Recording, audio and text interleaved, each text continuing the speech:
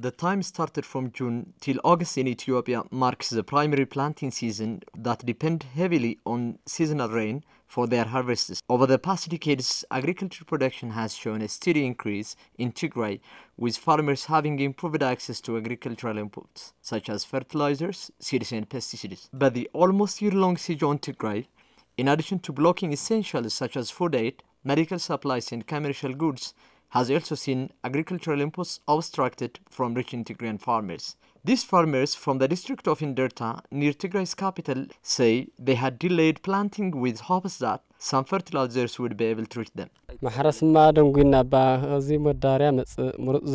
We planted late. We had hoped to get fertilizers or seeds before we started to plant.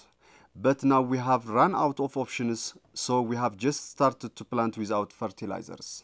The fertilizers used to help us increase our harvest. This year we have left it all to God, and we don't have fertilizers or anything else.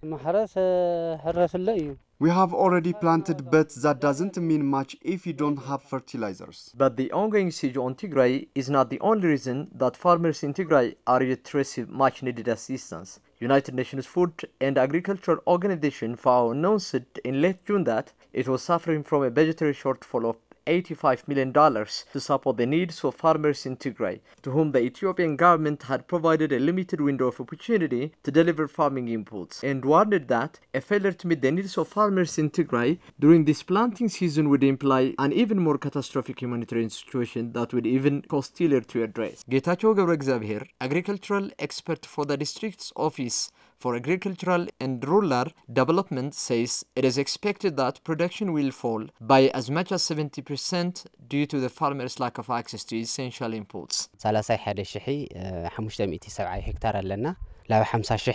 We have 30,570 hectares of farmland in this district, and we will need about 50,000 quintals of fertilizers to cover that amount of land, 3,000 quintals of seed grain, and 6,000 liters of varying types of pesticides. So we have no fertilizers and expect some 30 to 35% of the production to be consumed by insects, because farmers do not have pesticides to warm them off. Considering these varying factors, we expect production to fall by some 70%. But this isn't the first time Tigrayan farmers have been hindered from farming. The deliberate and systematic attempts to obstruct farmers from planting was a well-documented phenomenon during the 8 months occupation of a greater portion of Tigray by the Ethiopian forces and their allies from Eritrea. International media and human rights groups have documented a systematic campaign by those forces to prevent farmers from plowing their land, including the destruction of farming equipment and seeds. Tigray has been a hotspot for humanitarian and human rights concerns. A deliberate campaign, including by people tasked with law enforcement,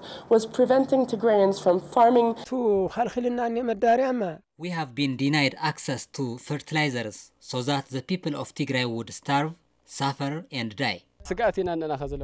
We are at risk. We are hungry. We have nothing with which to fill our belly, and it will not be any better next year.